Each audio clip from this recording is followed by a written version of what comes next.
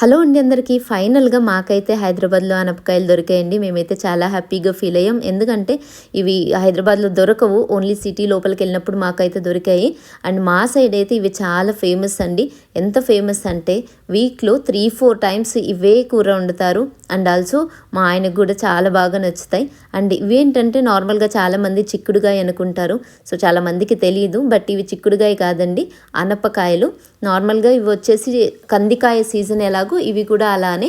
And వీటిని peel off చేసేది ఎలా అంటే నైట్లో నానబెట్టుకుని మార్నింగ్ పీలప్ చేసుకొని మనం చికెన్ మసాలాతో కనుక కర్రీ వండితే చాలా టేస్టీగా ఉంటుంది.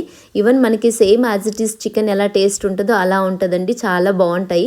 ఈవెన్ విత్ ఆయిల్లో కూడా వీటిని ఫ్రై చేసుకొని తినొచ్చు. అండ్ చాలామంది ఇవి చూడలేదనుకుంటా, ఫస్ట్ టైం చూసిన వాళ్ళు ఎవరైనా ఉంటే కనుక ఖచ్చితంగా కమెంట్ చేయండి. అండ్ ఆల్సో మాకైతే ఇవి చాలా బాగా నచ్చుతాయి. చెప్పాలంటే మేము Jan 1కి ఇంకా సంక్రాంతికి కంపల్సరీగా ఈ కర్రీ చేసుకుంటాం.